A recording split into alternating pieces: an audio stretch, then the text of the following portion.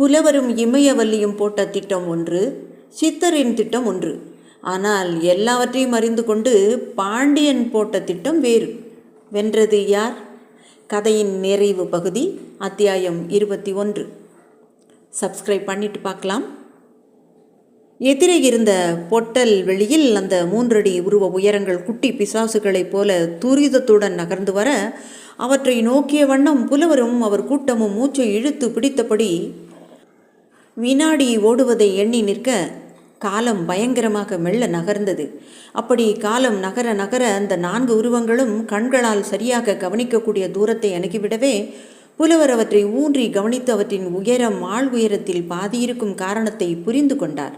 அந்த 4 உருவங்களும் கோட்டையிலிருந்து பார்ப்பவர் கண்களுக்கு புலப்படாதிருப்பதற்காக மண்டியிட்டும் தவழ்ந்தும் வந்ததாலேயே அவற்றின் உயரம் அத்தனை குறைவாய் இருப்பதையும், வந்த உருவங்கள் மனித உருவங்கள் தான் என்பதில் சந்தேகமில்லை என்பதையும் உணர்ந்து கொண்ட புலவர் அதை பற்றி இமயவல்லியிடமும் தெரியப்படுத்தினார்.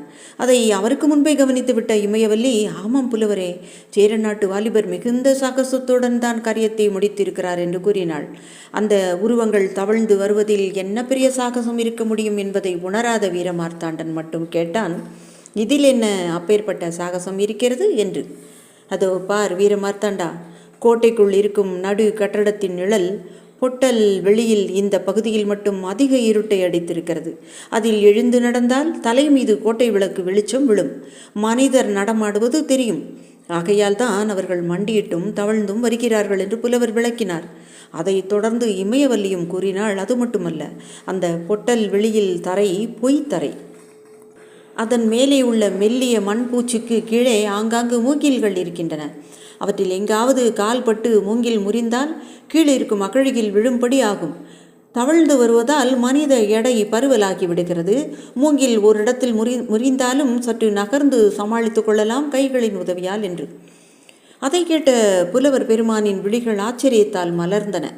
மதில் கோட்டையை அடைவதற்கு இதுவும் ஒரு வழிதான் என்பதை உணர்ந்து கொண்ட அவர் இளமாறன் புத்தி கூர்மையை மிகவும் வியந்தார். யாருக்கும் புலப்படாத யுக்திகள் இளமாறன் தந்தைக்கு ஏற்படும் என்பதை அறிந்திருந்த புலவர், தந்தைக்கு தகுந்த தனையன்தான் இளமாறன் என்றும் தனக்குள்ளேயே சிலாகித்து கொண்டார்.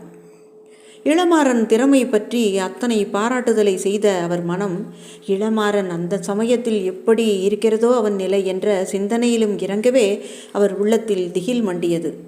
அதோ தவழ்ந்து வரும் 4வரில் இளமாறனும் ஒருவனாய் இருப்பானா என்று தன்னைத்தானே பலமுறை கேட்டுக்கொண்ட கிழார் வந்த 4 உருவங்களிலேயே கண்ணை பதித்து கொண்டு நின்றிருந்தார். அந்த உருவங்கள் 4ம் எத்தனை வேகமாக தவழ்ந்து வர முடியுமோ அத்தனை வேகமாகவே தவழ்ந்து வந்தன. நேரமாக ஆக ஆபத்தும் அதிகமாகும் என்பதை உணர்ந்த புலவர் அவர்கள் தவழ்ந்த வேகம் போதாது என்றே நினைத்தார். அவர் இதயம் படக் படக் என்று அடித்து கொண்டது. அதே சமயத்தில் கோட்டைக்குள் திடீரென பரபரப்பு ஏற்பட்டது. தீபங்கள் மிக துரிதமாக கொளுத்தப்பட்டன. அடுத்த சில வினாடிகளில் கோட்டைக்குள் பெருங்கூச்சலும் கேட்டது. இரும்பொறை தப்பிவிட்டதை கோட்டை காவலர் கவனித்து விட்டார்கள் என்பதற்கு அறிகுறியாக பந்தங்கள் எங்கும் நடமாடத் தொடங்கின. கோட்டை சுவர் மீதும் பலர் ஏறினார்கள். அதிக நேரம் தாமதித்தால் தவழ்ந்து வரும் 4 பேர் மீதும் ஈட்டிகளும் அம்புகளும் கோட்டையிலிருந்து பறந்து வரும் என்பதை உணர்ந்த புலவர் பெருமான் நடுங்கினார். கோட்டை சுவர் மீது சில நிமிஷங்களுக்கெல்லாம் பந்தங்களை பிடித்த காவலர் உலாவி பந்தங்களை வீசினார்கள். பந்தங்களின் வெளிச்சம் தவழ்ந்து வந்தவர்களின் இடம் வரை வராததை கண்ட புலவர் பெருமான் ஆசுவாச பெருமூச்சு விட்டார். வந்த உருவங்களும் சீக்கிரம் காட்டின் முனைப்பகுதியை அடைந்து கொண்டிருந்தன. திடீரென கோட்டையின் அரவம் அதிகமாகியது. அதன் கதவுகள் திறக்கப்பட்டு வீரர்கள் வெளியே ஓடி வந்தார்கள். துரிதமான நிகழ்ச்சிகள் தொடர்ந்தன. அந்த புறம் போக வேண்டாம், நில் நில் என்று வெளியே வந்த வீரர்களை எச்சரித்த குரல் ஒன்று கோட்டையின் உள்ளிருந்து கிளம்பியது. இதையும் கேளாது ஆத்திரத்தில் ஓடி வந்த சில வீரர்கள் திடீரென ஐயோ என கதறினார்கள். அகழியை மறைத்த மூங்கில்கள் பல இடங்களில் படக் படக்கென்று முறிவது காதில் கேட்டது. அவை முறிந்த அடுத்த வினாடியில் அகழியில் விழுந்த வீரர்கள் 2 அலறல் வானை பயங்கரமாக பிளந்தது. அதே சமயத்தில் தவழ்ந்து வந்த உருவங்கள் வேகத்துடன் எழுந்தன. அந்த உருவங்களில் ஒன்று கீழே ஒரு இடத்தை தோண்டி கையில் இருந்த 2 கற்களை தட்டி நெருப்பை இடவே பூமியிலிருந்து பெரும் ஜுவாலை திடீரென கிளம்பியது.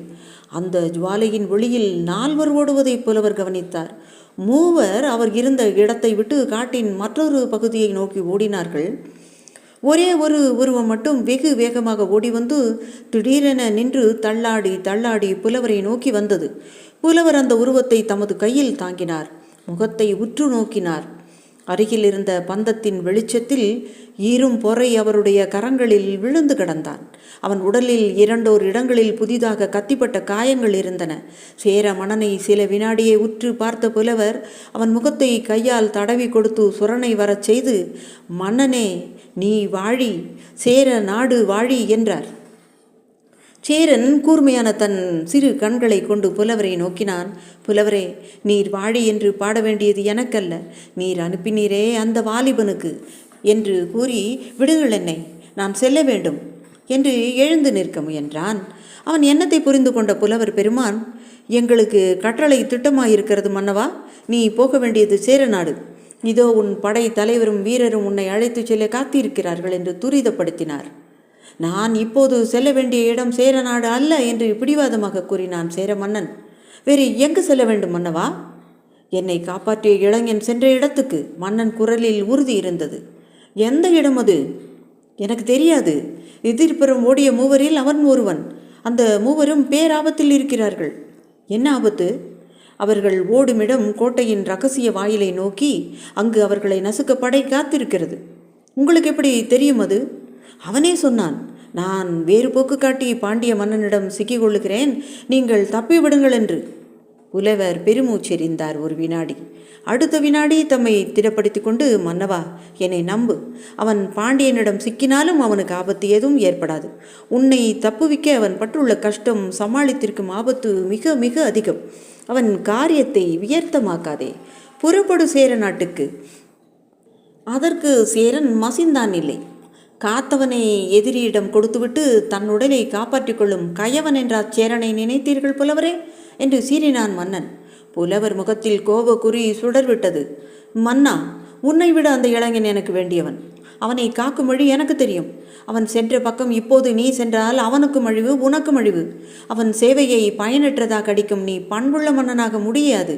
கேளின் வார்த்தையை. அவன் சொல்படி உன் வீரர்களுடன் செல். இல்லையேல் உன்னை புகழ்ந்த என் நாக்கு இனி உன்னை இகழும். உன்னை பாராட்டி பாடிய நாக்கு உன்னை காத்த இளைஞனுக்கு நீ நன்றியற்று நடந்து அவனையும் அழித்து உன்னையும் அழித்து கொண்ட கதையை பாடும்" என்ற புலவர் ருத்திரன் போல காட்சியளித்தார். அத்துடன் நன்றாக நிமிர்ந்து கொண்டு உத்தரவிட்டார், "செல் உன் நாட்டுக்கு மன்னா. எந்த ஒருவருக்காகவும் நாடு வாழ்வதில்லை, நாட்டுக்காகவே மன்னன் வாழ வேண்டும்" என்று. அத்துடன் வீர மார்த்தாண்டனையும் விழித்து, "உன் மன்னனை அழைத்து செல், பாண்டிய வீரர் இப்புறம் வரும் முன்பு" என்றும் கூறினார். சேரன் தள்ளாடி நின்றான். புலவர் சீற்றத்துக்கு முன்பு பதில் ஏதும் சொல்ல வகையின்றி வேண்டா வெறுப்புடன் நடந்து சென்ற அவனை வீர மார்த்தாண்டன் ஒரு புரவி மீது ஏற்றினான். பிறகு புலவரிடம் விடை பெற்று வீரர்களை காட்டினோடை விரைய கட்டளையிட்டான். சேர வீரர் கூட்டம் காட்டின் வடபுறத்துக்குள் நுழைந்துவிட்ட சில வினாடிகளுக்கெல்லாம் தென்பகுதியில் பெரும் சத்தம் கேட்டது. சத்தம் வந்த திசையை நோக்கி நடந்தார் புலவர் பெருமான் இமயவல்லியுடன். சுமார் 2 நாழிகை பயணத்துக்கு பிறகு அந்த பகுதியை அடைந்தவர் எதிரே விரிந்த காட்சியைக் கண்டு அசைவற்று பல வினாடிகள் நின்று விட்டார். பிறகு இமயவல்லியுடன் சற்று எட்ட இருந்த புதரில் மறைந்து கொண்டு அடுத்து நடப்பதை கவனிக்கத் தொடங்கினார். இளமாறனையும் தமது ஒற்றர்கள் இருவரையும் சூழ்ந்து பாண்டிய படை வீரர்கள் உருவிய வாளுடன் நின்றிருந்தார்கள். இளமாறன் தோளிலும் மற்ற 2 ஒற்றர்கள் உடல்களிலும் இருந்த காயங்களிலிருந்து உக்கரமான சண்டை அந்த இடத்தில் சில வினாடிகளுக்காவது நடந்திருக்க வேண்டும் என்பதை புலவர் ஊகித்து கொண்டார். இமயவல்லி வேதனை பெருமூச்சு விட்டாள். இனி இளமாறன் கதி அதோ கதிதான் என்பது அவளுக்கு சந்தேகமற புரிந்தது. அவனை காக்கும் வழி தனக்கு தெரியும் என்று சேரமன்னனிடம் புலவர் சொன்னது வெறும் புரட்டு பேச்சென்று தீர்மானித்த அவள் புலவரை சுட்டுவிடுவது போல பார்த்தாள். ஆனால் அவள் பார்வையை புலவர் கவனிக்கவில்லை. எதிரே இருந்த கூட்டத்தின் மீதே அவர் பார்வையை நிலைத்திருந்தது. நிராயுத பாணியாக்கப்பட்ட இளமாறன் முன்பு நின்ற பாண்டிய சேனாதிபதி மருதன் உக்கிரத்துடன் கேட்டான், "இப்போது சொல், சேரமன்னன் எங்கே? அவரை உன்னிடம் காட்டி கொடுக்கத்தான் சிறை மீட்டேன் என்று நினைக்கிறாயா? பயங்கரமான காரியத்தை செய்திருக்கிறாய் வாலிபனே. இதன் விளைவு என்ன தெரியுமா உனக்கு? தெரியும், மரண தண்டனை. இந்த சிறு வயதில் உயிரை இழப்பது விவேகமா? உயிர் தியாகம் வயதை பொறுத்ததல்ல, பணியை பொறுத்தது. பாண்டிய மன்னருக்கு எதிராக செய்யப்படும் பணியை சிறந்த பணியா? பாண்டிய வீரர்களுக்கு சிறந்த பணியாகாது. ஆனால் நான் சேர நாட்டை சேர்ந்தவன், சிந்தித்துப்பார். இதை கேட்ட மருதன் வேங்கை போல சீறினான். எப்படியும் சேரன் எங்களிடமிருந்து தப்ப முடியாது. இந்த காடு முழுவதையும் சோதனையிட என் வீரர்கள் விரைந்திருக்கிறார்கள். மீண்டும் சேர மன்னர் இந்த கோட்டைக்கு வந்து சேருவார் என்று மார்த்தட்டினான் மருதன். சற்று திரும்பி, கோட்டையை பாருங்கள் தளபதி என்று கூறி சிரித்தான் இளமாறன். அவன் சொற்படி திரும்பி பார்த்த பாண்டிய சேனாதிபதியின் முகத்தில் எள்ளும் கொள்ளும் வெடித்தது. பொட்டல் வெளியில் இருந்த பல இடங்களில் மூங்கில்கள் பற்றி எறிந்து கொண்டிருந்தன. அவற்றை பரவவிட்டால் கோட்டையை தீப்பிடிக்கும் என்பதை உணர்ந்த பாண்டிய சேனாதிபதி, இது யார் வேலை என்று கூவினான். நான் தான். சில இடங்களில் முன்னதாகவே மண்ணை அகற்றி வைத்திருந்தேன். இன்று வரும்போதுதான் தீ வைத்தேன். சேனாதிபதியின் கோபம் எல்லை கடந்தது. இவர்களை இழுத்து செல்லுங்கள் மதுரைக்கு. நான் தீயை அணைக்க ஏற்பாடு செய்துவிட்டு வருகிறேன் என்று உத்தரவிட்ட சேனாதிபதி திடீரென திரும்பி வீரர் 4 கோட்டையை நோக்கி விரைந்தான். மற்ற வீரர்கள் இளமாறனையும் மற்ற இருவரையும் கட்டி இழுத்து புறவிகளில் ஏற்றி கையையும் காலையும் பிணைத்து அழைத்து கொண்டு சென்றனர். சில நிமிடங்களில் அடியோடு காலியாகிவிட்ட காட்டில் புலவரும் இமயவல்லியும் மட்டும் தனித்து நின்றார்கள். புலவர் முகம் மார்பை தொட்டு கொண்டிருந்தது. அந்த வயதிலும் சாதாரண காலத்தில் கம்பீரமாயிருந்த அவர் உடல் அன்று அவரது வயோதிகத்தை பூரணமாக காட்டியது. அவர் விட்ட பெருமூச்சின் சோகத்தில் எல்லை இருந்தது. பெரும் பணி முடிந்துவிட்டது இமயவல்லி என்றார் புலவர். இமயவல்லி மௌனமாயிருந்தாள். புலவரே, இனி எந்த வீரருடனும் இங்கு வர வேண்டிய அவசியமில்லை. 5வது பலியையும் கொடுத்து விட்டோம். அவள் கண்களில் நீர் சுரக்க சொன்னாள். மனதை தளர விடாதே இமயவல்லி. இன்னும் இந்த புலவன் உயிருடன் தான் இருக்கிறான். இவன் நாக்கு இன்னும் கவி பாடும் என்றார் புலவர் வருத்தத்தின் உடைய துணிவையும் காட்டி. பாட்டினால் இவர் தப்புவாரா? துக்கத்துடன் ஏளனத்தையும் காட்டினாள் இமயவல்லி. வாளால் ஆகாதது தமிழகத்தில் பாட்டினால் ஆகியிருக்கிறது. அப்போது சேரமன்னனை விடுவிக்க வாளின் உதவியை ஏன் தேடினீர்கள்? பாட்டினால் சேரன் தப்ப இசையாததால் தான். சேரன் பிடிவாதத்துக்காக இந்த வாலிபரை பழிவாங்க துணிந்து விட்டீர்களே. அதற்காக அல்ல இமயவல்லி. வேறு எதற்காக? நாட்டு நன்மைக்காக, தமிழகத்தின் அமைதிக்காக, மீண்டும் போர்கள் ஏற்பட்டு மக்கள் மடியாதிருப்பதற்காக. இமயவல்லி மேற்கொண்டு எதுவும் பேசவில்லை. புலவரும் அதிகப்படியாக எதுவும் பேச இஷ்டப்படாமல் காட்டினூடே நடந்து தனது பர்ணசாலைக்கு வந்தார்கள்.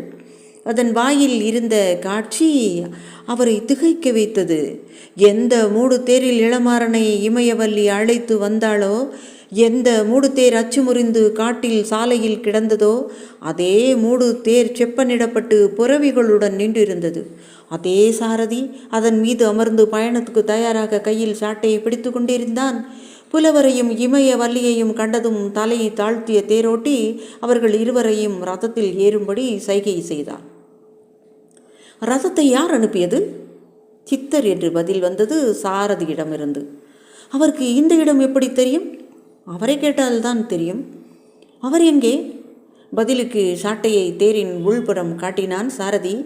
2 எட்டில் ரதத்தை அடைந்து உள்ளே தலையை நீட்டினார். தலையை நீட்டியவர் நீண்ட நேரம் தலையை வெளியே இழுக்கவே இல்லை. நீயா நீயா என்ற குரல் மட்டும் இருமுறை அவர் வாயிலிருந்து வியப்புடன் வெளிவந்தது. அடுத்த நிமிடம் அவரும் இமயவல்லியும் ரதத்தில் அமர ரதம் மதுரையை நோக்கி பறந்தது. விடியற் காலைக்கு சற்று முன்பே மகர மாளிகைக்குள் நுழைந்த மூவரில் சித்தர் மட்டுமே சிந்தை கலங்காதிருந்தார். மற்ற இருவர் முகமும் பேய் அரைந்தது போல் கிடந்தது. மகர மாளிகையில் நீராடி புத்தாடை புனைந்து சிற்றுன்றிய அருந்திய பின்பு புலவர் அறையில் கூடிய அந்த மூவரில் சித்தரை துவங்கினார் கதையை. என்னை இன்னார் என்று நீங்கள் அறியவில்லை புலவரே என்று. எப்படி நான் யூகிக்க முடியும், எப்படி நான் ஊகிக்க முடியும் என்று இருமுறை கூவிய புலவர் முகத்தில் வியப்பும் திகிலும் மண்டி கிடந்தது. சித்தரின் இதழ்களில் இகழ்ச்சி நகை புரிந்தது. முடியாதுதான் புலவரே, முடியாதுதான். இருப்பினும் என் குடும்பத்தில் கை வைக்கும் முன்பு நீர் தீர யோசித்திருக்க வேண்டும் என்ற சித்தரின் இளநகை கோப நகையாக மாறியது. அத்தியாயம் 22. புலவர் பெருமானான சித்தருக்கும் இடையே நடந்த உரையாடலை கேட்ட இமயவல்லி எதுவும் புரியாமல் கலங்கி நின்றாள். ஆனாலும் அந்த இருவர் பேச்சில் அவர்கள் இருவருக்கு மட்டுமே தெரிந்த பெரிய ரகசியம் ஏதோ புதைந்திருக்கிறது என்பதை மட்டும் அறிந்து கொண்டாள். யாருக்கும் எதற்கும் அஞ்சாத புலவர் பெருமான் எழுந்து கம்பீரமாக மிக உயரமாக சீற்றம் நிறைந்த கண்களுடன் நின்ற சித்தர் முன்பு ஓரளவு திகழுடன் உட்கார்ந்திருந்ததும் வியப்பாயிருந்தது. அந்த வியப்பு அவர்கள் மேற்கொண்டு பேச பேச அவளுக்கு எல்லை மீறி விரிந்தது.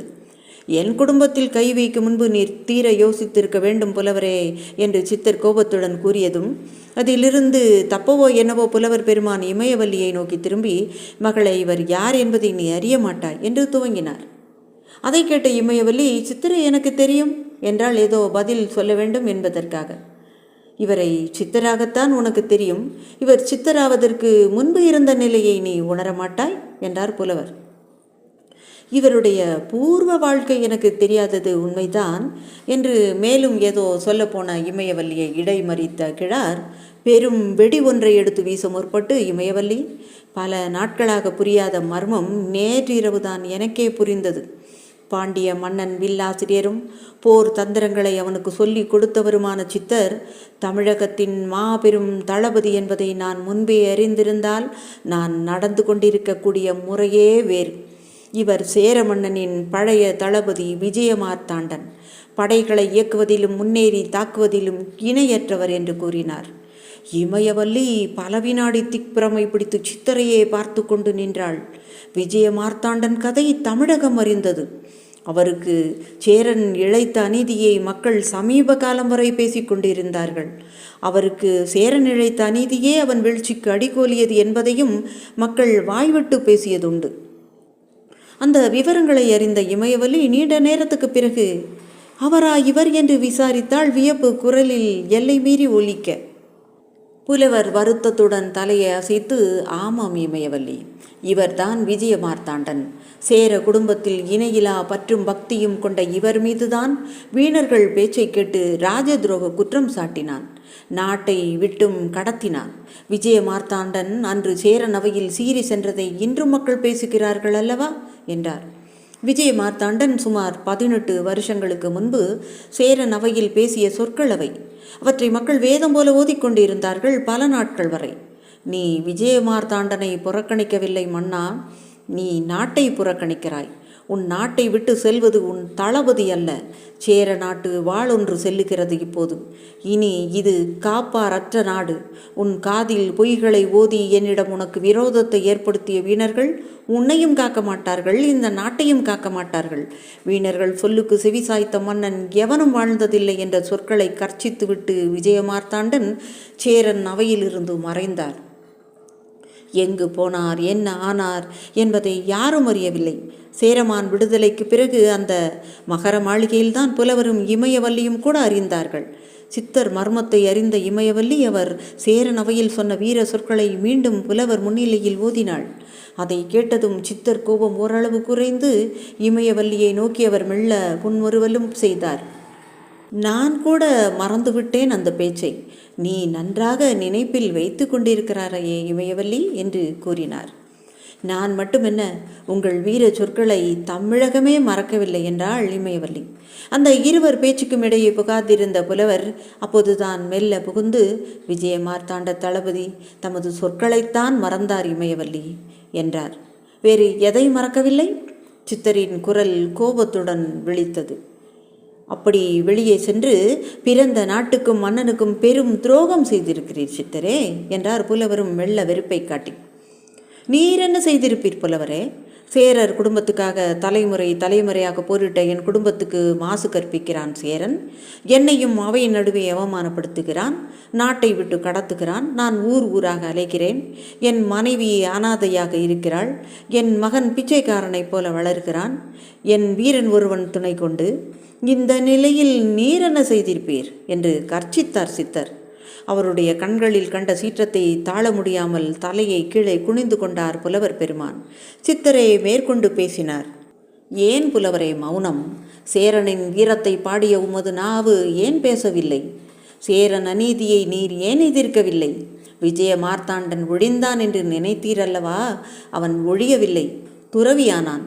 பாண்டியன் தலைநகரில் மடம் அமைத்தான் என்பதை நீர் உணரவில்லை புலவரே. அன்று நான் சேரவையில் தனித்து நின்றேன். இங்கு மடம் அமைத்தும் அவனையும் தனியாக நிற்க வைக்க தீர்மானித்தேன். பாண்டியன் நெடுஞ்செழியனுக்கு விற்போரும் மற்போரும் வாட்போரும் சொல்லி வைத்தேன். பாண்டிய நெடுஞ்செழியன் சிறுவன்தான், ஆனால் வீரன், நெறி தவறாதவன், அறிவு மிக்கவன். அந்த சிறுவனை தாக்கிவிடலாம் என்று சேரனும் சோழனும் நினைத்தார்கள். 5 வேளிர்களையும் துணை கொண்டார்கள். இது அநீதியல்லவா? இதை நீர் ஏன் தடுக்கவில்லை புலவரே? சிறுவனை நசுக்க 7 எழுந்தார்கள். 7 யானைகள் எழுந்தன. ஆனால் அவர்களை எதிர்க்கச் சென்றது இளஞ்சிங்கம் என்பதை அவர்கள் உணரவில்லை. அந்த இளஞ்சிங்கத்தின் ஆசான் வெறும் சித்தன் துறவி என்று நினைத்தது தமிழகம். அவன் விஜயமார்த்தாண்டன், பழிவாங்க காத்திருந்த தளபதி என்பதை உணரவில்லை. இந்த சொற்களை கடும் சினத்துடன் உதித்த சித்தர், காரணமாகவே நான் பகல் வேளைகளில் வெளியே வருவதில்லை புலவரே. என் சஞ்சாரமெல்லாம் இரவில்தான். ஆகையால் தான் நான் யார் என்பதையும் யாராலும் ஊகிக்க முடியவில்லை. நான் யாரையும் கவனிக்கவில்லை, உம்மை மட்டும் கவனித்து வந்தேன். என் மகனை நீர் அழைத்த அன்றே புரிந்து கொண்டேன் உமது திட்டத்தை. என் மகன் அழிந்தால் என் குடும்பமே அழிந்திருக்குமே, அதை யோசித்தீரா என்று கூறினார். இமயவல்லிக்கு மெல்ல மெல்ல விஷயங்கள் புரியலாயின. இளமாறன் சேரர் தளபதியும் இணையற்ற வீரருமான விஜயமார்த்தாண்டனின் குமாரன். அந்த வீரர் குடும்பத்தில் பிறந்தவன்தான் சேரமன்னனை காக்க முடியும் என்பதை உணர்ந்ததால் தான் புலவரை அவனை வரவழைத்திருக்கிறார் என்று தனக்குள்ளேயே இருமுறை சொல்லிக்கொண்டு வியப்பின் வசப்பட்டு வாயடைத்து நின்றாள். அதுவரை சித்தரின் சினத்தை கண்டு பேசாதிருந்த புலவரும் தனது ஆசனத்தை விட்டு எழுந்து சித்தரை நிமிர்ந்து நோக்கினார். அவர் கண்களில் பெரும் ஒளி வீசியது. சொற்களும் திடமாக வெளியே வந்தன அவர் உதடுகளில் இருந்து. விஜயமார்த்தாண்டா, இந்த விஷயங்களில் உன் பார்வை வேறு, என் பார்வை வேறு என்றார் உறுதியாக. என்ன பார்வை உமது? நீ உன் குடும்பத்தை மட்டும் பார்க்கிறாய், நான் தமிழகத்தை பார்க்கிறேன். மன்னர் மூவர், இவர்களிடம் அடிக்கடி ஏற்படும் அக்காரண சண்டையால் பெருவாரியான மக்கள் சாகிறார்கள். பாண்டியன் நெடுஞ்செழியன் வீரன் மகத்தானது.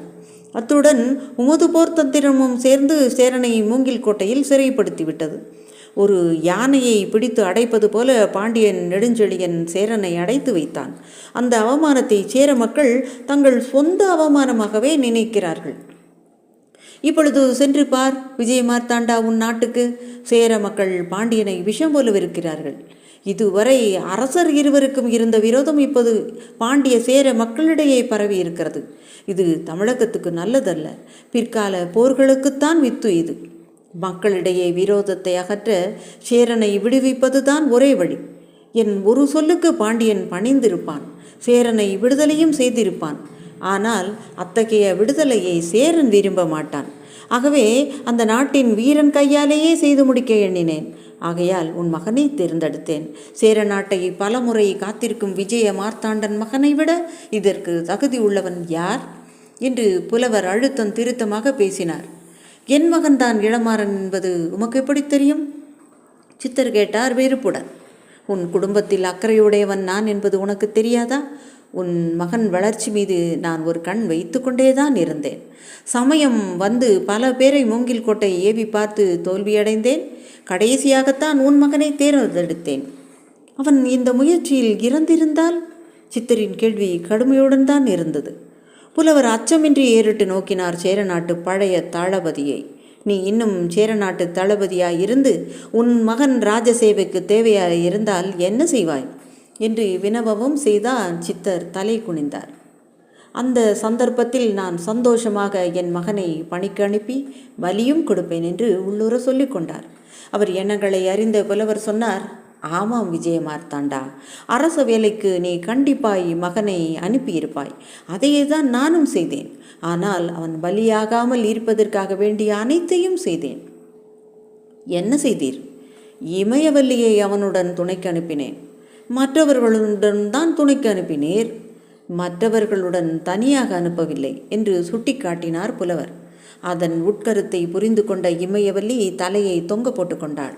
புலவரும் விஜய மார்த்தாண்டனும் தங்கள் பரஸ்பர சந்தேகங்களை தீர்த்து கொள்ள பேசினார்கள். ஆமாம், இவர்களுக்கு எதற்காக மயக்க மருந்து கொடுத்தாய் என்று கேட்டார் புலவர். என் மகனை இந்த பணிக்கு நீர் ஏவியது தெரிந்ததும் வழியில் இவர்கள் ரதத்தை மடக்கி என்னிடம் அழைத்து சென்றேன். இவர்கள் புறப்பட்டதை நெடுஞ்செழியன் உடனே உணர்ந்திருப்பான் என்பதும் எனக்கு தெரியும். ஆகையால் அவன் ஒற்றர்களை ஏமாற்ற என் இருப்பிடம் அழைத்து சென்றேன். மயக்கம் கொடுத்து இருவரையும் உமது வனவாசிகள் கண்டுபிடிக்கும் இடத்தில் படுக்க ரதத்தை அச்சு முறித்து ஒரு இடத்தில் போட்டேன். சாரதியை மண்டையில் அடித்து காயப்படுத்தி என்னிடம் அழைத்து சென்றேன். அடுத்த 2 நாட்கள் இளமாறனையும் இமயவல்லியையும் பாண்டிய வீரர்கள் தேடிக்கொண்டிருந்தார்கள். இமயவல்லி மட்டும் மகர மாளிகைக்கு திரும்பிவிட்டதாக அறிந்தேன். ஆனால் என் மகன் உமது பணியை மேற்கொண்டு விட்டான் என்பதையும் உணர்ந்தேன். ஆகவே என் மகன் உதவிக்கு விரைந்தேன் என்றார் சித்தர். உமது உதவியால் தான் இளமாறன் தப்பினானா? இல்லை புலவரே, என் மகன் தானாகவே தனது திட்டத்தை வகுத்து கொண்டான். வீரமார்த்தாண்டன் அவனை அந்த பாழடைந்த மண்டப சுரங்கத்தில் இறக்கிவிட்டான் அல்லவா? ஆமாம், இளமாறன் அந்த வழியே செல்லவில்லை. ஏன்? அந்த வழியில் போனவர்கள் யாரும் மீளாததால் அந்த வழியை நிராகரித்து விட்டதாக அவனே சொன்னான் என்னிடம். பின் எப்படி சென்றான்? வீரமார்த்தாண்டன் சென்றதும் அவன் மீண்டும் பாறையை நகர்த்தி வெளியே வந்தான். பிறகு அன்று இரவு கோட்டைக்கு வெளியே இருந்த பொட்டல் வெளியில் நடந்து பார்த்தான். சில இடங்களில் மூங்கில் மழுக்கு மழுக்கென்றதாம். பிறகு தவிழ்ந்து பார்த்திருக்கிறான். அப்பொழுது கீழ்த்தரையில் மூங்கிலும் தாங்கின. ஆகவே இருமுறை அந்த பொட்டல் வெளியில் தவழ்ந்து கோட்டை வரையில் வந்திருக்கிறான்.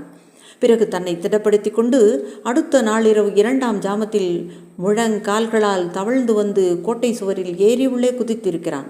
அவன் தீர யோசித்து செய்திருக்கிறான் இந்த சாகச பணியை. புலவரே, பொட்டல் வெளியில் பாண்டிய வீரர் யாரையும் எதிர்பார்க்க மாட்டார்கள் என்பது அவனுக்கு நன்றாக தெரியும். ஆகவே அந்த பகுதியில் அதிக காவலும் கோட்டைக்குள் இருக்காது என்பதும் அவனுக்கு நன்றாக தெரியும். இதையும் அவன் சொன்னானா? ஆமாம், கோட்டைக்குள் நான் அவனை சந்தித்தேன். இரவில் நான் புலவர் ஒற்றன் என்று கூறினேன், நம்பினான். ஆனால் நான் சொன்ன எதையும் அவன் கேட்கவில்லையே. அவன் இஷ்டப்படியே திட்டமிட்டு சேரமன்னனை விடுவித்தான். சேரமன்னன் சிறை அறையை காத்து நின்ற 2 வீரர்களையும் வெட்டி போட்டு விட்டான். இதை சொன்ன சித்தர் பெருமூச்சு விட்டார் சோகத்துடன். அவர் முகத்திலும் கவலையின் சாயை படர்ந்திருந்தது. இப்போது அவன் பாண்டியன் வசம் சிக்கியிருக்கிறானே விஜயமார்த்தாண்டா என்றார் புலவர் மிதமிஞ்சிய கவலையுடன். ஆமாம் புலவரே என்றார் விஜயமார்த்தாண்டன் சோகத்தால் சற்றே உடல் நடுங்க. இத்துடன் என் மகன் ஆயுளும் முடிந்தது என்று கூறினார் சித்தர். இல்லை இல்லை, முடியவில்லை. இந்த புலவன் இருக்கும் வரை அது முடியாது என்றார் புலவர். ஒற்றர்களுக்கு கிடைக்கக்கூடிய தண்டனை உமக்கு தெரியும் அல்லவா என்று கேட்டான் விஜயமார்த்தாண்டன். தெரியும், மரண தண்டனை. அதுதான் கிடைக்கும் என் மகனுக்கு. என் மகன் அழிந்தான் புலவரே. என் குடும்பம் நசிந்தது. உமது மனோரதம் நிறைவேறியது என்ற சித்தரின் கண்களில் நீர் சுரந்தது. புலவர் சில வினாடி சித்தரையும் இமயவல்லியையும் உற்று பார்த்தார். பிறகு அறையின் ஒரு மூலைக்கு சென்று 2 ஓலை நறுக்குகளை எடுத்து இழுத்தானியால் ஏதோ கிருகிருவென்று எழுதினார். பிறகு பெரும் சால்வையொன்றை எடுத்து போர்த்தி கொண்டார். வாரும் சித்தரே, நெடுஞ்செழியனிடம் போவோம் என்று கூறிக்கொண்டு கிளம்பினார். சித்தர் எதிரே இருந்த இமயவல்லியை நோக்கினார். அவள் இருவரையும் வெறித்து பார்த்தாள். நீயும் வருகிறாயா பாண்டிய சகோதரி என்று கேட்டார் சித்தர். நான் வரவில்லை, நீங்கள் செல்லுங்கள் என்றார் இமயவல்லி பெரு வெறுப்புடன் இருவரையும் நோக்கி. ஏன்? என் காதலர் வீரர். பிறர் அவருக்கு உயிர் பிச்சை கேட்பதை விரும்ப மாட்டார். வீரன் அன்பை பெற்ற நானும் விரும்பவில்லை அதை. நீங்களே செல்லுங்கள் என்று கூறிய இமயவல்லி திடீரென எழுந்து அவ்விருவரையும் தள்ளி கொண்டு அறைக்கு வெளியே சென்று படிகளில் இறங்கி தட தடவென்று ஓடிவிட்டாள். அத்தியாயம் 23. வீரனான காதலனுக்கு உயிர் பிச்சை கேட்பதை விரும்பாத வீர பெண்மணியான இமயவல்லி தங்களை தள்ளிக்கொண்டு கீழே ஓடிவிட்டதும் புலவரும் சித்தரும் ஒரு கணம் வியப்பின் வசப்பட்டார்கள். என்றாலும் அடுத்த வினாடி பாண்டியன் சகோதரியை பற்றி சிறிதும் சிந்தியாதவர்களாய் இளமாறனுக்கு இருந்த ஆபத்தை உள்ளத்திலே மேல் எழுந்து நிற்க மன்னன் நெடுஞ்செழியன் அரண்மனை நோக்கி வெகு வேகமாக சென்றார்கள். மற்ற சமயங்களில் மதுரை சென்ற புலவர் செல்வங்களை எல்லாம் ஆதாரங்களை எல்லாம் கண்டு மகிழ்ந்திருக்கிறார், கவிதைகளும் இயற்றியிருக்கிறார். ஆனால் இளமாறனை மீட்கச் சென்ற இந்த தினத்தில் அவர் எதையுமே கண்டாரில்லை, கேட்டாரில்லை, மகிழ்ந்தாரில்லை. உள்ளே துன்ப புனல் அள்ளி தெளிக்க சித்தருடன் மதுரை வீதிகளில் நடந்து பாண்டியன் அரண்மனையின் பல கட்டுகளையும் கடந்து சென்று ஆஸ்தானத்தை அடைந்த புலவர் பெருமான் அங்கிருந்த கட்டியங்காரனை விடுத்து புலவர் வந்திருப்பதாக தெரிவி அரசனிடம் என்று ஆணையிட்டு அங்கிருந்த ஆசனம் ஒன்றில் அமர்ந்து சித்தரையும் அமரச் சொன்னார். சித்தர் அமரவில்லை. மைந்தன் உயிருக்கு பரிய வந்த அந்த சமயத்திலும் முகத்தில் உணர்ச்சிகள் தெரியவொட்டாமல் மனதை இரும்பாக்கி கொண்டு கைகளை மார்பில் கட்டிய வண்ணம் நின்று கொண்டிருந்தார். அவர்களை அதிக நேரம் காக்க வைக்காமல் நெடுஞ்செழியன் வெகு விரைவில் தன் ஆஸ்தான் அந்தரங்க மண்டபத்தை அடைந்தான். ஆசனத்தில் அமர்ந்தான். மன்னன் வந்ததும் புலவர் எழுந்து தலை வணங்கினார். சித்தரும் சிரம் தாழ்த்தினார். 19 வயது ஆண்டுகளே பூர்த்தியாகி 20 எட்டி பார்த்து கொண்டிருந்ததால் இளம் முகத்துடன் குழந்தை போல காட்சியளித்த பாண்டியன் நெடுஞ்செழியன் இதழ்களில் லேசாக புன்முறுவல் விரிந்தது. 2 ஆசிரியர்களையும் ஒரே சமயத்தில் வணங்கும் வாய்ப்பு எனக்கு இன்றுதான் கிடைத்தது என்று கூறிய பாண்டியன் மன்னனும் தலை வணங்கினான் அவர்களுக்கு. பாண்டியனின் புன்முறுவல் விரிந்த இன்முகம் கண்ட 2 ஆசிரியர்களும் சில வினாடிகள் சொல் இழந்து நின்றனர். ஆகவே நெடுஞ்செழியனை கேட்டான் தொடர்ந்து, இந்த பாக்கியத்தை நான் அடைய நேர்ந்ததற்கு காரணம் ஏதாவது இருக்கிறதா என்று. சித்தர் பதில் ஏதும் சொல்லவில்லை. புலவரே சமாளித்து கொண்டு பேசினார். மன்னா, நீ வாழி, உன் கொற்றம் வாழி என்று வாழ்த்துக்களை சொல்லிய புலவர், மன்னா, உன்னிடம் உன் ஆசிரியர் இருவரும் இறக்க வந்திருக்கிறோம் என்றார். நெடுஞ்செழியன் பதில் ஏதும் சொல்லாமலே புன்முறுவல் செய்தான். புலவர் மேற்கொண்டு சொன்னார், மன்னா, இறப்போருக்கு கொடுத்து சிவந்த உன் கை மீண்டும் சிவக்கட்டும் என்று. பொன் வேண்டுமா புலவரே? நிரம்ப தருகிறேன். பொன்னிலும் உயர்ந்தது வேண்டும். நிலம் வேண்டுமா? அதிலும் உயர்ந்தது. என் உயிர் வேண்டுமா? உன் உயிரால் பல உயிர்கள் வாழ்கின்றன. தமிழ் வாழ்கிறது. அது வேண்டாம் எனக்கு. வேறு என்ன வேண்டும்? பிச்சை வேண்டும். உயிர் பிச்சை வேண்டும் என்றார் உணர்ச்சியுடன் புலவர். யாருக்கு? நெடுஞ்செழியன் சர்வசாதாரணமாக கேட்டான். புலவர் சித்தரை சுட்டிக்காட்டி, இவர் மகனுக்கு என்றார். அதை கேட்ட நெடுஞ்செழியன் வியப்பின் வசப்படுவான் என்று எதிர்பார்த்த சித்தரும் புலவரும் ஏமாந்தே போனார்கள். யாருக்கு? இளமாறனுக்கா என்று வினவினான் நெடுஞ்செழியன். எந்தவித வியப்பு குரலும் காட்டாமல் அவன் பேசியதை கேட்டு சித்தரும் புலவரும் பெருமைப்படுத்தி நின்றார்கள். மன்னா, மன்னா, எங்கள் மீதும் நீ ஒற்றர்களை ஏவுகிறாயா என்று திகிலுடனும் கோபத்துடனும் கேட்டார் புலவர். நெடுஞ்செழியன் ஆசனத்தில் இருந்து எழுந்து நின்று புலவரை நோக்கினான். புலவரே, நான் பெரிய அரசை நிர்வகிக்க வேண்டியிருக்கிறது. ஏராளமான மக்களின் உயிருக்கும் நலனுக்கும் நானே பொறுப்பாளி. அதற்கு இடையூறு ஏற்படும் எந்த விஷயத்திலும் நான் எச்சரிக்கையுடன் இருக்கிறேன். இது அரசனின் கடமை அல்லவா? புலவர் ஆம் என்பதற்கு அறிகுறியாக தலையசைத்தார். பாண்டியன் மேலும் தொடர்ந்து சொன்னான், எனக்கும் என் குடும்பத்தாருக்கும் கல்வி கற்பிக்க உமக்கு மகர மாளிகை அளித்தேன். அந்த பகுதிக்கு யாரும் செல்லக்கூடாதென்றும் அறவும் எதுவும் அந்த பகுதியில் கேட்கக்கூடாதென்றும் உமது அமைதிக்கு எந்த விதத்திலும் பங்கம் வரக்கூடாதென்றும் உத்தரவிட்டேன். ஆனால் புலவரே, உமது கல்விக்கூடம் சதிக்கூடமாயிற்று. சிறுவனான என்னை யானை குட்டியை பிடிப்பது போல பிடிப்பேன் என்று பறைசாற்றிய சேரனை விடுவிக்க அங்கு இரகசியமாக வீரர்களை வரவழைத்தீர்.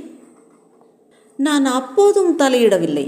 என் சகோதரியின் ரதத்தை எந்த வீரனும் தடுக்க முடியாதாகையால் அவளையும் உமக்கு துணை சேர்த்து கொண்டீர். இத்தனையிலும் நான் தலையிடவில்லை. 4 வீரர்களை ஒருவர் பின் ஒருவராக மூங்கில் கோட்டைக்கு அனுப்பினீர். அங்கு அவர்களுக்கு கிடைத்த கதியிலும் நான் தலையிடவில்லை. உள்ளே சிறைப்பட்ட வீரனை என்ன செய்வதென்று கோட்டை காவலர்கள் என்னை கேட்டார்கள். ஒற்றர்களுக்கு உண்டான தண்டனையை அளிக்கும்படி பிணத்தை மட்டும் காட்டுப்பகுதியில் எரிந்து விடும்படி கூறினேன். வீரர்கள் யாராவது இருந்தால் காட்டுப்பகுதியில் தான் இருக்க வேண்டும் என்று எனக்கு தெரியும். அவர்களை நான் தாக்க உத்தரவிடவில்லை. தாக்க அவசியமும் இல்லை என்று விட்டு வைத்தேன். 4 பேர் மரண தண்டனை அடைந்து பிணங்கள் காட்டில் எரியப்பட்டால் நீங்கள் உங்கள் முயற்சியை கைவிடுவீர்கள் என்று நினைத்தேன். நீங்கள் கைவிடவில்லை. அதற்கு மாறாக இப்போது சிறையில் இருக்கும் வாலிபனை வரவழைத்தீர்கள். அவன் திறனை முதல் நாள் இரவே நான் புரிந்து கொண்டேன். அவனுக்கும் சித்தருக்கும் ஏதோ சம்பந்தம் இருப்பதையும் புரிந்து கொண்டேன். மருதன் கத்தியை நிமிட நேரத்தில் தன் வாளால் சுழற்றி எறிந்தான் இளமாறன். அந்த வாள் சுழற்றும் முறையை சித்தர் எனக்கு மட்டுமே கற்பித்திருந்தார். அந்த இடத்தில் சற்று சம்பாஷணையை நிறுத்திய பாண்டியன் மற்ற 2 மீதும் கண்களை திருப்பினான். இருவரும் பதில் சொல்லாது போகவே அவனை சொன்னான், அப்படி ஒரு பயிற்சியை பார்த்தவுடன் உண்மையை ஆராயத் தொடங்கினேன். இளமாறனை மூங்கில் கோட்டைக்கு செல்லும் வழியில் தடுக்க மருதனை அனுப்பினேன். பலிக்கவில்லை. மேற்கொண்டு முயன்றிருப்பேன். சித்தர் கையாண்ட முறைகளால் ஏமாந்து விட்டேன். வண்டி அச்சு முறிந்து கிடந்த காரணம் இப்போது எனக்கு தெரிகிறது. எப்படியும் சேரமான் தப்பிவிட்டான், இளமாறன் உதவியாலும் சித்தர் உதவியாலும். பிறகு சித்தர் மீது தன் விழிகளை நிலைக்கவிட்டு, உம்மை சித்தர் என்று அழைக்கட்டுமா, பழைய பெயர் சொல்லி அழைக்கட்டுமா தளபதியாரே என்று வினவினான். புலவரும் விஜய மார்த்தாண்டனும் பிரமை பிடித்து நின்றார்கள். இத்தனை தெரிந்திருந்தும் சேரனை ஏன் தப்பவிட்டான் பாண்டியன் என்று தங்களுக்குள்ளே கேட்டுக்கொண்டார்கள். நான் தப்பவிடவில்லை சேரமானை புலவரே. இளமாறன் தந்திரத்தால் தான் சேரமான் தப்பினான். கோட்டை காவலர் பழைய சுரங்க வழியில் இளமாறனை எதிர்பார்த்தார்கள். யாரும் எதிர்பார்க்காத ஏற்கனவே சேர நாட்டு யானைப்படை வீழ்ந்து மடிந்த பொட்டல் வழியை அகழிகளின் வழியில் அவன் வந்தான். அதுவும் 2 நாள் கழித்து. அந்த 2 நாளில் இடையிடையே மண்ணை கலைத்து மூங்கில்களை வெளியே தெரியும்படி செய்திருந்தான். பிறகு அவனும் சேரனும் தப்பிய போது வீரர் அம்பு எய்வதை தடுக்க மூங்கில்களை பற்றவும் வைத்தான். மூங்கில் கோட்டையின் பாதுகாப்புக்கு அத்தியாவசியமான மூங்கில் அகழிகள் பெரிதும் சேதப்பட்டு விட்டன புலவரை. இஷ்டப்பட்டிருந்தால் நான் சேரனை தடை செய்திருக்க முடியும். ஆனால் செய்யவில்லை. ஏன் தெரியுமா?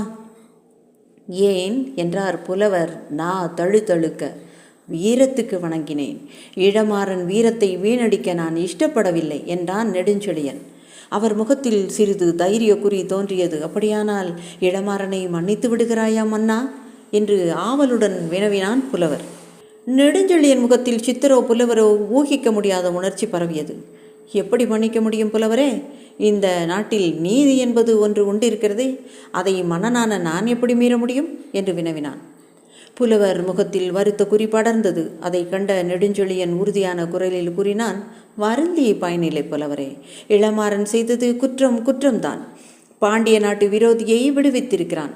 கோட்டையின் காவலர் சிலர் சேரனாலும் இளமாறனாலும் மாண்டிருக்கிறார்கள். ஆகவே இளமாறனுக்கு நீதி வழங்கப்படும் இந்த நாட்டு விதிகளின்படி என்று. பாண்டியா, நெடுஞ்செழியா, உனக்கு நான் அளித்த வித்தைக்கு குருதட்சணை கேட்கிறேன். அவன் உயிரை எனக்கு தட்சணையாக கொடு என்று மன்றாடினார் புலவர். உயிருக்கு ஆபத்தில்லை அவனுக்கு என்ற பாண்டியன், உயிருக்கு ஆபத்து இல்லை புலவரே. அவன் நிலையில் நான் இருந்தால் நான் செய்திருக்கக்கூடியதும் அதுதான். சேர நாட்டவன் சேரனை விடுவித்தான். ஆகவே அவனுக்கு ஆயுட்சிறை அளித்து விட்டேன் என்ற பாண்டியன், அது கிடக்கட்டும் புலவரே, நீர் ஏதாவது பாட்டு எழுதியிருப்பீரே சேரமான் விடுதலை பற்றி என்றும் வினவினான். புலவர் தம் மடியில் இருந்த 2 ஓலை நறுக்குகளை எடுத்து மன்னன் கையில் கொடுத்தார். மன்னன் உரைக்க படித்தான். எதுவரை படித்து முடித்ததும் தலையசைத்த பாண்டியன், நன்று புலவரே, நன்று. படுகுழி வீழ்ந்த யானையொன்று குழியிலிருந்து தப்பி மீண்டும் தன் இனம் சேர்ந்து மகிழ்ந்ததை உவமையாக காட்டியிருக்கிறீர். அது மட்டுமா? இதோ பின்னர் இனி சேரமானின் பகைவர் அவனுக்கு பணிவாரையன்றி பகைமை காட்ட மாட்டார் என்று கவி புனைந்திருக்கிறீர். சிறப்பு கவிதான் புலவரே. ஆனால் இதை நீர் பாட வேண்டிய இடம் மதுரை அல்ல, கேட்க வேண்டியவனும் நான் அல்ல. புலவர் முகத்தில் குழப்பம் தெரிந்தது. என்ன சொல்கிறாய் பாண்டியா? சேரமானுக்கு இந்த கவிதையை சமர்ப்பியுங்கள் என்று ஓலை நறுக்குகளை புலவரிடம் நீட்டினான் நெடுஞ்செழியன். புலவர் ஸ்தம்பித்து நின்றார். என்னை நாடு கடத்துகிறாயா பாண்டியா? அது சேரன் குணம். இந்த தளபதியை நாடு கடத்தவில்லை. சேரமானிடம் அன்புள்ள புலவரை அங்கு செல்ல பணிக்கிறேன். உங்களுக்கு இன்று பகலில் ரதம் வரும் மகர மாளிகைக்கு என்றான். புலவர் வாயடைத்து நின்றார். என்னை என்ன செய்ய உத்தேசம் என்று கேட்டார் சித்தர். நீர் எனக்கு எதிராக சதியதும் செய்யவில்லை. உமது மகனுக்கு இரகசிய வழியை காட்டக்கூட முனையவில்லை நீர். ஆகவே நீர் திரும்ப மடத்துக்கு சென்று வழக்கம் போல மக்களுக்கு பணி செய்யும் என்றான் நெடுஞ்செழியன். என் மகன்? அவனுக்குத்தான் ஆயுள் சிறை விதித்திருக்கிறேனே. எங்கிருக்கிறான் அவன்? சிறையில் இருக்கிறான். இப்போதுதான் அவனது காவலாளியை அனுப்பினேன், வாருங்கள் என்ற பாண்டியன் அவ்விருவரையும் அழைத்து கொண்டு அரண்மனையின் ஒரு மூலையில் இருந்த ஒரு சிறை கூடம் ஒன்றுக்கு வந்தான். சிறை கூட கதவு திறந்தே இருந்தது. காவலாளி யாரையும் காணோம். எங்கே காவலாளர் என்றான் சித்தர். அறைக்குள் நுழைந்து ஓரிடத்தில் நின்ற பாண்டியன் நெடுஞ்செழியன் அதோ என்று தூர இருந்த அறையை காட்டினான். அங்கு கண்ட காட்சியை கண்டு புலவரும் சித்தரும் பிரமித்தார்கள். அந்த அறையில் இளமாறனும் இமய வல்லியும் ஒருவரைய ஒருவர் இமை கொட்டாமல் பார்த்து கொண்டு நின்றிருந்தார்கள். அவர்கள் கைகள் பிணைந்து நின்றன. இவள்தான் காவலாளி சித்தரே, இவன் சிறைக்கூடம் இனி இவள் இருப்பிடம்தான் என்று கூறிய நெடுஞ்செழியன் சிறைக்கூடத்தை விட்டு சென்றான். புலவரும் சித்தரும் ஒருவரைய ஒருவர் பார்த்து விழித்தனர். சேரமானை மீட்க சதி செய்த எனக்கு நாடு கடத்தல், துறவியான உமக்கு மடம், வீரனுக்கு அவன் விரும்பிய பரிசு. பாண்டியா, நெடுஞ்செழியா, உன் நீதியின் நேர்மை என்ன, வாழினி என்றார் புலவர். சித்தர் நெடுஞ்செழியன் சென்ற திசையை நோக்கி தலை வணங்கினார். இவை எதையுமே சிறைப்பட்டு கிடந்த இளமாறனும் இமயவல்லியும் கவனிக்கவில்லை. கண்களை கவி நின்றமையால் உலகத்தில் வேறு எதையும் பார்க்க சக்தியற்றிருந்தன. வென்றது வேறு யாருமில்லை, காதலர்கள்தான். மூங்கில் கோட்டை நிறைந்தது. கட்டாயம் உங்களுக்கு பிடித்திருக்கும் என்று நம்புகிறேன். மீண்டும் அடுத்த வீடியோவில் பார்க்கிறேன். சப்ஸ்கிரைப் செஞ்சிருப்பீங்க அப்படின்னு நம்புகிறேன். நன்றி. ராஜி ஸ்டோரீஸிலிருந்து உங்கள் நான். நன்றி.